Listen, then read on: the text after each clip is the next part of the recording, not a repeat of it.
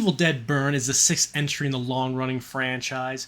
It's a supernatural horror film directed by Sebastian Vanisek, I believe that's how you pronounce his name, who also co-wrote the film with Florence Bernard.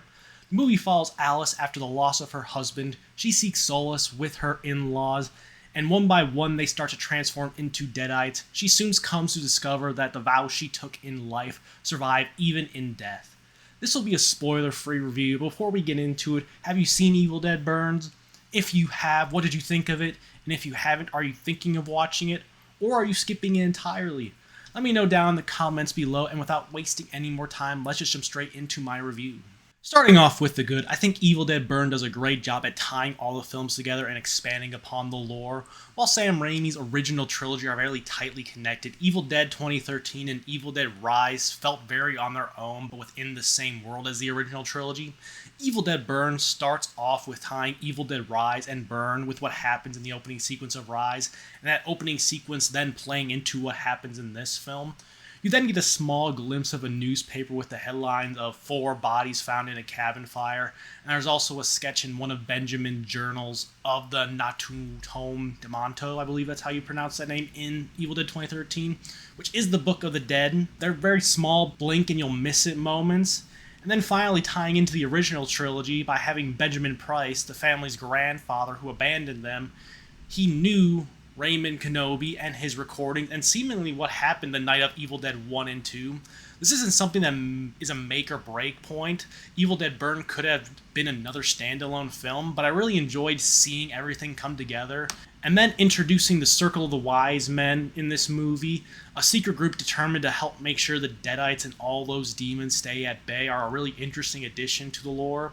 Them also making the Kandarian dagger the only weapons truly good at killing the Deadites. Implications that there is a group of people monitoring every Deadite encounter up until a certain point is just a really cool addition to the franchise. I wasn't expecting this at all from the Evil Dead Burn, but I'm glad they chose to deliberately do this.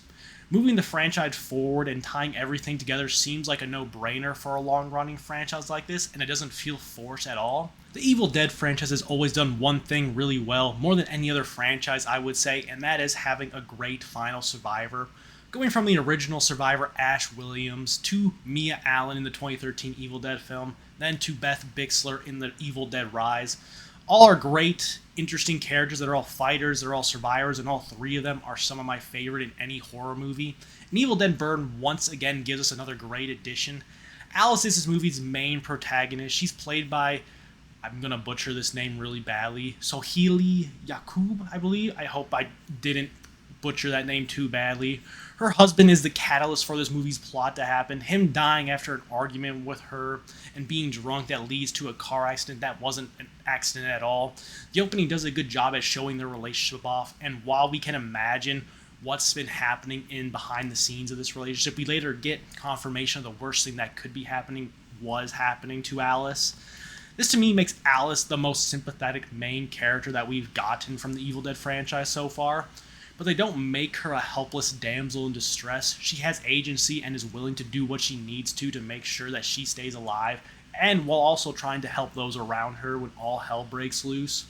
Kind of like the last heroine from Evil Dead Rise, but I find Alice to be way more complex and a more driven character. After the death of her husband, Alice kind of retreats to this more shy and laid-back personality while dealing with her in-laws, just trying to keep a brave face on.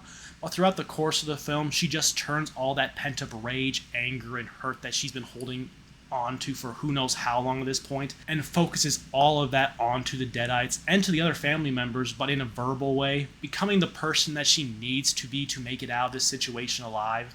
She's still human, she's not invincible, and she still makes mistakes, but everything about her character works so well in this film.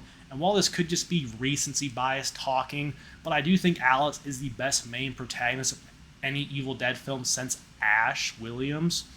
I think she's more compelling than Beth, and she's far more interesting than Mia. She is just everything that makes a perfect final survivor, or final girl in this case, just be so great, and everything that she does in this movie is understandable, and it's just really well done. The location that the movie is primarily set in is another great addition to the series as well. It's reminiscent of the cabin in the woods like the original 2 Evil Deads and also the 2013 film, and very different from the Rise complex from Evil Dead Rise. but it has a little twist of it being a family estate, just a little more run down. It gives new vibes to this series while also being very familiar. The family estate, to me, just encapsulates the whole family's relationship really well. On the outside, it looks nice. It could do up with a tune-up, but nothing that really sets any bells off. But once you get inside, it's just a mess, and it feels like if you do anything in the house, everything could just start to fall apart. A smart visual choice that calls attention to the already fractured family dynamic. I also love the choice to have a constant downfall of Ash happening after the funeral sequence, especially when the family get to the estate. You don't think much of it. You might just think that it is snowing, but just remembering what happened at the crematory, you just know that it's Ash coming down, and it gives the rest of this movie an eerie feeling that just makes you feel so dirty. It's just another way of helping tie into the burn aspect of the film that is very prominent throughout its entire runtime. To me, the Deadites in this movie feel like they're way more personal than they've ever been before, and it makes sense why they're specifically targeting this family. They want something, and someone in this family knows where it is, and they're willing to stop at nothing to get it. So all their attacks just have more of an offensive feel to it. Usually the Deadites are somewhat passive, just happy to be messing with them, waiting until they're done toying with their prey's emotions, and then going all out. But in Evil Dead Burn, they are the driving force for everything that's happening. It makes the Deadites more terrifying because they're doing anything and everything to get what they're after. They successfully manipulate family members multiple times during this film as well. This is the Deadites at their most terrifying in my mind, and this just makes everything done in the movie just 10 times more intense. Evil Dead has always had a comedic undertone with it, and that really came down to Sam Raimi and his personality. So while Evil Dead 2013 and Evil Dead Rises tones down the comedy, Evil Dead Burns finds a way to incorporate it really well while not undermining the movie's tone at all. A lot of the comedy is very dark humor, which isn't going to be everyone's cup of tea, but there are also just other funny moments because of the circumstances with some of the characters. I thought bringing back the comedy to the series was a good choice, and it never felt like it was out of place. Some of the jokes had my theater really laughing, which was surprising to me. I love when Evil Dead becomes more comedy horror. That's when I think it's at its best, just like Evil Dead 2. But the horror in this movie is never undermined by the comedy, and I think it strikes a really good tone between the two. Something I loved about Evil Dead Burn is just how mean it decides to go with it. The last two entries of Evil Dead films also go really mean and messed up, but Evil Dead Burn just seems to be wanting to go the extra mile with what they're going to put all their characters through. This is one thing I can really think of that might put people off of this film. If you're not into your horror movies kind of being sadistic and brutal, you will probably walk out of Evil Dead Burn not liking it in the slightest. I don't think they go too far with it, but at times it did feel like they were going to cross the line for me, but thankfully they never did. But the kills that they go for are some of the best in the series. The practical effects works that they do, while isn't on par with the original trilogy, I think it's the best out of the last three films. Everything just seemed to be working in this film's favor, and I'm so happy with the way it came out. There's one set piece in this film that's just phenomenal. I did know about the scene because they used it at the film's teaser trailer back in April, but I just kind of forgot about it when watching the film, and when it started out happening in different ways and just kept going, it was such a great sequence that I completely forgot that I've already seen it and knew what was going to happen. That's just what a great sequence can do for your movie. Just kind of elevate it, bring it to a new height, and this one sequence is probably the best long-running sequence of the whole film. And the final things I want to quickly talk about is the technical aspects of the film. The camera movement feels very reminiscent of Sam Raimi while never feeling like it's trying to copy him. The movie's score is wonderful and fits the tone really well. The color palette helps enhance that overarching burning feeling that the movie's going for. I didn't just want to move on without talking about those parts of the film. They're all really well done and just help Evil Dead Burn make it feel like the whole complete package. Moving on to the mix, I can only think of one thing that I wish was done better, and it's that I wish the rest of the family was as interesting or as sympathetic as Alice. For a family who just lost a son, the mom and the dad just don't seem to care at all for their daughter-in-law and passively and then actively blame her for their son's death. I don't want to not care about your movie's characters, but this movie doesn't care to make me want to care for them, which is a shame because I think Evil Dead Rise did a good job at making you care for its main cast of characters and even the side characters that are in the high-rise building with them. where you don't want to see bad things happen to them, and when things eventually do happen, you feel for them. I didn't get that at all with the mom or dad, and while I wasn't actively wanting bad things to happen to them, I couldn't care less when they eventually did. Now, the grandmother, she doesn't actively do anything to make you dislike her. You're probably going to like her because she is an old lady who has dementia. So the audience is just bound to like her more than anything. Nobody wants to see bad things happen to a grandmother.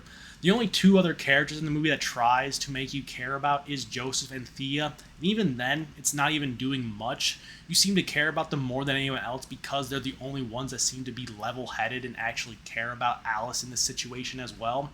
So just by comparison to all the other family members, you're 100% on board with them. I love personally when horror movies make you care about the characters. It just helps elevate the atrocities that are about to happen to them. And if there's one thing I wish Evil Dead Burn did better, it would be this. But even then, they all played the parts they were supposed to really well, so I can be happy with that at least, in that they weren't just phoning it in and just being bad because they're lazy. No one did a bad job acting this movie. There are some great performances, even from the despicably done characters.